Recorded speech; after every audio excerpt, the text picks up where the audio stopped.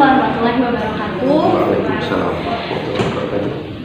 Itu Pak, di sini saya mau tanya, nama Bapak siapa ya Pak? Nama saya Bapak Hartoyo SPD. Bapak di sini sebagai jabatannya apa ya Pak? Kalau sekarang sebagai guru kelas di kelas 5A. Ya. Dulu Bapak kuliah di universitas apa ya Pak? Tahun 92 sampai 94 Pak Hartoyo kuliah di Unsri Universitas Sriwijaya, mengambil jurusan Diploma 2 PGSD. Pak, sebelumnya saya mau memperkenalkan terlebih dahulu Pak. Perkenalkan, nama saya Triana Nila. Saya berasal dari Universitas Sriwijaya Selampari. Langsung saja ya Pak, di sini saya mau izin info Bapak tentang kurikulum Bapak. Langsung saja pertanyaan yang pertama Pak, apakah sekolah menerapkan kurikulum 2015 atau apa yang menerapkan? Ya, pada awalnya kita menerapkan kurikulum 2013, persisnya kalau di sekolah ini tahun 2017. Sejak kapan sekolah menerapkan kurikulum 2013? Itu, jadi dari tahun 2017 sekolah ini telah menerapkan itu, namun seiring waktu kita dilanda COVID-19, tepatnya tahun 2020, akhirnya kita melaksanakan kurikulum darurat, di mana memakai RPP yang 1 lembar itu. Lanjut pertanyaan kedua ya Pak, apakah harapan sekolah dalam melaksanakan kurikulum 2013 atau darurat? Harapan sekolah Pak saat melaksanakan kurikulum tersebut? Ya, harapan sekolah tentu saja agar anak-anak tetap belajar meskipun kita dalam keadaan pada saat itu ya, kita dalam keadaan dilanda COVID, jadi mengharuskan anak belajar tidak dengan tatap muka langsung tapi melalui online, namun anak-anak tetap belajar. Pertanyaan saja ya Pak, apakah kurikulum 2013 atau kurikulum darurat sesuai dengan kebutuhan siswa dan pembelajaran seperti apa? Contohnya Pak? Ya, pada saat itu memang itulah yang harus kita lakukan karena COVID. Kita tidak bisa menggunakan kurikulum dalam keadaan normal, jadi digunakanlah kurikulum darurat sesuai dengan kebutuhan siswa, di mana tatap muka tidak sepul atau sama dengan belajar tatap muka normal. Jadi itulah yang diperlukan anak-anak. Jadi cara pembelajarannya kita menggunakan daring belajar, memberikan tugas-tugas, kemudian tugas itu dikumpulkan pada hari-hari tertentu dan kita berikan tugas di hari-hari berikutnya. Bagaimanakah kesiapan Bapak dalam mengimplementasikan kurikulum 2013 atau kurikulum darurat? Ya, persiapannya tentu saja kesiapan untuk diri saya sendiri. Kita pernah dilatih untuk mengajarkan pendidikan kurikulum 13 itu selama 1 minggu kalau tidak salah ya. Namun seiring dengan waktu COVID melanda, kita harus lebih kreatif mengajarkan anak, banyak menggunakan media, utamanya lagi media-media yang berbasis elektronik.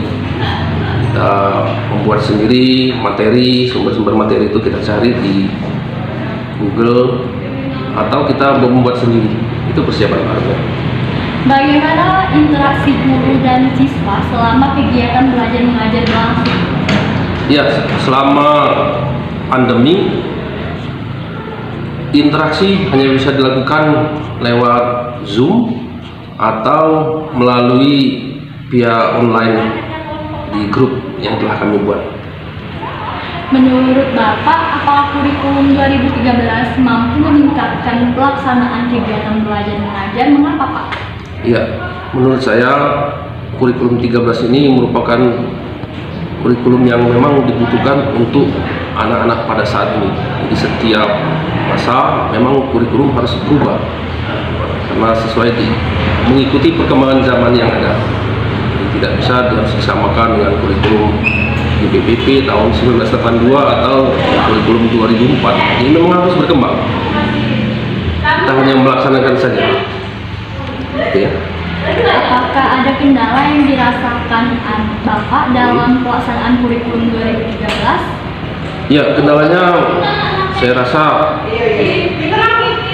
tidak terlalu besar ya, karena yang penting itu guru yang bersangkutan punya kemauan untuk menjalankan kurikulum 13 itu. Tentu saja persiapannya kita harus menguasai IT. Kalau tidak mampu menguasai IT, ya akan kesulitan sendiri kita, karena anak-anak jauh lebih cerdas dibandingkan anak-anak sebelumnya. Selanjutnya Pak, apakah sebelum mengajar Bapak mempersiapkan program tahunan, semesteran, mingguan, dan harian? Ya, jadi kalau masalah program itu dibuat sebelum tahun ajaran baru, itu pasti kami buat ya. Dan itulah memang tugas guru. Pertanyaan selanjutnya Pak, apa yang diketahui Bapak tentang silabus dan RPP? Ya, menurut kami silabus itu adalah perangkat pengajaran bagi guru yang mutlak harus disiapkan. Sebab arahan atau acuan kita mengajar dalam membuat RPP tentu saja menggunakan silabus. Apa manfaat dari silabus dan RPP yang Bapak ketahui? Ya, jadi manfaat silabus terutama bagi guru kelas adalah sebagai pedoman untuk merencanakan pengelolaan kegiatan pembelajaran lebih lanjut, yaitu dalam rangka penyusunan RPP dan model-model pembelajaran yang akan kita gunakan dalam mengajar. Pertanyaan selanjutnya yaitu bagaimana kesiapan silabus dan RPP sebelum proses pembelajaran? Ya, kesiapan silabus dan RPP sebelum pembelajaran itu sangat penting, harus dibuat oleh guru. Kalau masalah silabus, seperti yang Pak sampaikan tadi, jauh sebelum kita itu melaksanakan proses belajar mengajar, sudah dibuat terlebih dahulu. Jadi itulah ciri guru yang penting. Hal ini sangat penting sebagai panduan dalam kita mengajar, agar dalam proses belajar mengajar lebih inspiratif, lebih komunikatif, dan lebih memudahkan kita dalam memberikan pelajaran. Pertanyaan selanjutnya Pak, apakah Bapak membuat silabus dan RPP sendiri atau hanya mengutip kemudian dikembangkan sendiri dengan kondisi sekolah, atau silabus dibahas dalam KKG atau gugus kemudian di sekolah dan disesuaikan dengan kondisi peserta didik? Iya, jadi silabus tentu saja kita mengacu kepada pemerintah. Jadi kita buat, kita terapkan, kita ambil, kemudian kita konsultasikan kepada pimpinan kita, yaitu kepala sekolah. Kita konsultasikan kepada beliau, kira-kira apakah silabus ini cocok untuk anak-anak didik kami. Kemudian kalau sudah di ACC oleh kepala sekolah bersama teman-teman, kita diskusi bersama-sama, maka silabus ini bisa kita pakai. Pertanyaan selanjutnya, bagaimana Bapak memasukkan unsur dari kurikulum 2013, kurikulum darurat seperti scientific, HOT, TTK, keterampilan abad 21 di dalam silabus dan RPP yang Bapak buat? Ya, jadi kami membuat kurikulum 13 itu dengan memadukan scientific literasi tadi dan HOTS itu keterampilan berpikir kritis, kemudian kemampuan TPK ya, pengembangan karakter.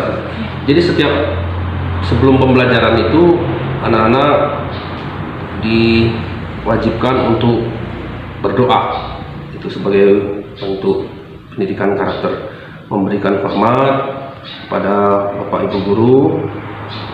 Setelah itu untuk bagian literasinya, sebelum memulai pelajaran anak-anak disuruh membaca selama 10 menit.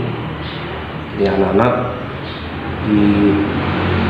dibiasakan untuk gemar membaca 10 menit, kemudian baru anak-anak kita berikan semacam pertanyaan-pertanyaan pancingan untuk membiasakan anak-anak berpikir kritis. Bahkan kita berikan kesempatan anak-anak itu untuk bertanya apa-apa yang belum dipahami oleh anak-anak. Hingga pertanyaan selanjutnya Pak, bagaimana cara Bapak memadukan unsur kurikulum 2013, kurikulum darurat ke dalam silabus dan RPP yang Bapak buat? Ya, jadi setiap guru harus mempunyai kemampuan itu. Langkah-langkah pengembangan silabus yang dipadukan dengan kurikulum 2013, yang pertama kita mengkaji dulu standar kompetensi dan kompetensi dasarnya, lalu kemudian mengidentifikasikan atau menemutunjukkan materi pembelajaran yang sesuai dengan anak-anak murid di sekolah kita, kemudian membuat pemetaan kompetensi, kemudian mengembangkan kegiatan pembelajaran, merumuskan indikator pencapaian kompetensi. Selanjutnya yang paling penting itu adalah menentukan jenis penilaian yang baik, menentukan alokasi waktu, dan menentukan sumber belajar yang tepat. Ya. Pertanyaan selanjutnya, apakah Bapak menemui hambatan dan dalam pembuatan silabus, dan bagaimana solusinya Pak? Ya, hambatan tentu saja pasti ada. Terutama kita sadar bahwasanya kita bukan manusia yang sempurna, namun kendala itu kalau kita mau belajar, maka kita bisa menemukan solusinya. Misalnya, kalau kita rajin membuka internet, mencari sumber-sumber pembelajaran, maka kita akan mendapatkan. Namun kendalanya apabila jaringan lemah atau sinyalnya lemah, tentu akan menjadi kendala. Namun kita di kota Lubuk Linggau ini jarang terjadi untuk lemah sinyal. Pada saat-saat tertentu kita bisa mencari, terutama di sekolah ini sudah memiliki wifi, jadi kita tidak terlalu besar lah kendalanya, bisa. Yang kedua, faktor keterbukaan tadi yang saya katakan, guru harus terbuka menerima masukan dari teman-teman dan saling sharing. Jangan kendala itu dirasakan sendiri, harus kita sharing dengan teman-teman agar solusinya bisa kita selesaikan bersama-sama. Selanjutnya, ya, apa yang Anda ketahui tentang RPP? Ya, pada dasarnya RPP adalah pegangan atau perangkat bagi seorang guru dalam mengajar di dalam kelas. Dan RPP itu dibuat oleh guru untuk membantu dalam proses mengajar di kelas, sesuai dengan standar kompetensi dan kompetensi dasar pada hari tersebut. Gitu ya.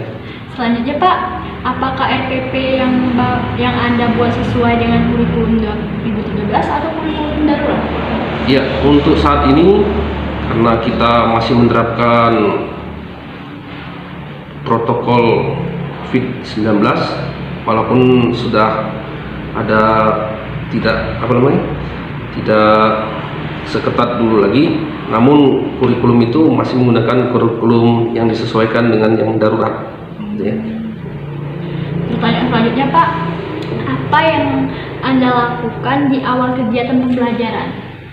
Ya, sekarang itu kita sudah melaksanakan belajar tatap muka, tapi tidak penuh. Jadi Senin, Rabu, dan Jumat ya. Sebelum kita melaksanakan belajar mengajar seperti biasa, kita berdoa, kemudian literasi sebentar, kegiatan membaca, selanjutnya mengadakan motivasi atau persepsi, tanya jawab dengan anak, menghubungkan materi yang lalu dengan yang lama, barulah kemudian masuk kepada pembelajaran inti. Selanjutnya Pak, model atau pendekatan atau strategi apa yang Anda gunakan dalam pembelajaran? Ya, yang paling banyak Pak selalu menggunakan beberapa model pembelajaran, seperti model pembelajaran yang procedural text untuk bahasa. Ini menggunakan yang bersifat anak-anak menjawab sesuai dengan prosedurnya ya, dengan teksnya kan. Kemudian berdiskusi, mengajarkan tanya jawab, dan masih menggunakan cara yang klasikal, yaitu dengan ceramah. Masih metode itu tetap tidak pakai. Pertanyaan selanjutnya Pak, apa saja buku pegangan yang Anda digunakan dalam pembelajaran? Ya, buku pegangan yang ada yaitu buku paket yang telah disediakan oleh sekolah, dan referensi buku-buku lainnya seperti LKS, dan juga menggunakan pembelajaran melalui internet kita gunakan. Selanjutnya, media apa saja yang Anda pernah atau sering digunakan dalam kegiatan pembelajaran? Ya, media yang untuk saat ini paling banyak Pak Arto gunakan, yang pertama buku. Media buku itu tetap. Yang kedua internet kita pakai. Dan yang ketiga benda-benda yang ada di sekitar kita seperti taman, benda-benda nyata atau realia ya, bisa digunakan. Jadi disesuaikan dengan materi yang diajarkan pada saat itu. Pertanyaan selanjutnya, aktivitas apa yang Anda lakukan dalam kegiatan akhir pembelajaran? Ya, di akhir pembelajaran seperti biasa guru akan mengadakan penilaian hasil proses belajar mengajar, memberikan beberapa soal, kemudian memberikan tugas latihan yang dikerjakan di luar jam pelajaran, artinya memberikan PR, dan tidak lupa memberikan motivasi dan bimbingan belajar. Selanjutnya yaitu model penilaian apa yang Bapak gunakan dalam pembelajaran, memberikan tugas-tugas, proyek, remedial, dan pengayaan. Ya, jadi penilaian itu bisa diberikan melalui penilaian sikap dan juga penilaian pengetahuan. Adapun penilaian sikap itu bisa kita lihat dari tingkah laku keseharian si peserta didik. Misalnya, apakah dia dalam sebelum belajar itu berdoa dulu, memberikan salam kepada guru, dan di akhir pelajaran juga diakhiri dengan berdoa dan pamit kepada guru. Itu adalah ada penilaian tersendiri, itu penilaian sikap. Yang kedua, penilaian pengetahuan. Itu dinilai dengan teknik tes tertulis, tes lisan, penugasan, portofolio, project, atau kinerja sesuai kebutuhan anak pada saat itu. Ya, pernah Pak menggunakan media proyektor. Jadi media proyektor ini agak sedikit mahal, tapi karena sekolah ada, sekali-sekali Pak pakai.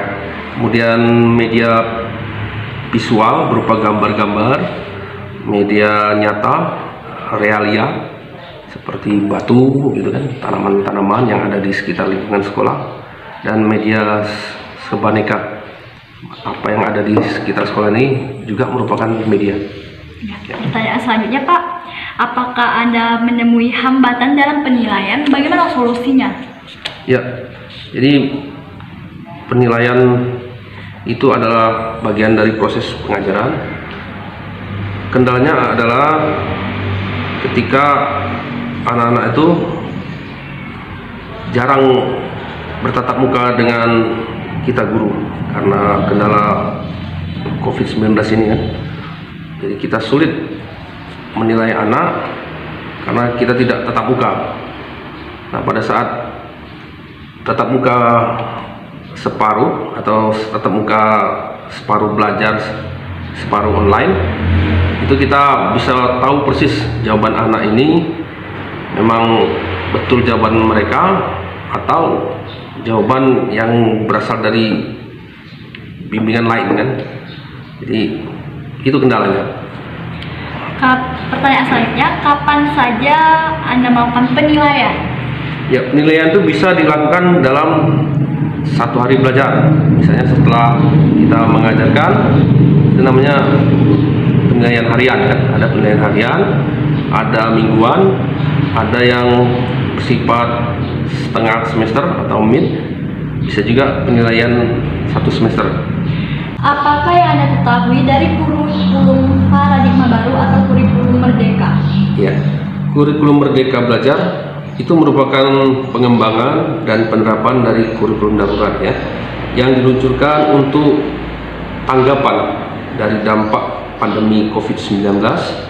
Adapun pengertian Merdeka Belajar itu sendiri adalah suatu pendekatan yang dilakukan agar siswa bisa memilih pelajaran yang sesuai dengan minat bakat dari peserta didik.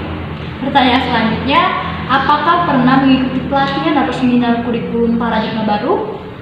Ya, jujur Pak belum pernah ikut pelatihan kurikulum Merdeka Belajar, namun kami pernah membacanya di internet bahwasanya kurikulum ini sebenarnya baik sebagai respon dari pemerintah dari dampak pandemi COVID-19 ini terhadap dunia pendidikan kita. Pertanyaan terakhir Pak, apa harapan Anda pada kurikulum paradigma baru? Ya, mudah-mudahan kurikulum paradigma baru ini atau kurikulum Merdeka Belajar menjadi solusi bagi guru dan juga peserta didik dalam meningkatkan mutu pembelajaran pasca adanya pandemi COVID-19 ini, dan kita harus optimis pendidikan di Indonesia setelah pandemi COVID-19 ini akan menuju ke arah yang lebih baik lagi. Baik Pak, terima kasih sebelumnya. Baiklah, itulah yang dapat saya sampaikan. Apabila ada kata-kata yang salah, saya mohon maaf. Kepada Allah saya mohon ampun. Saya akhiri. Wabillahi taufiq wal hidayah. Wassalamualaikum warahmatullahi wabarakatuh. Terima kasih Pak.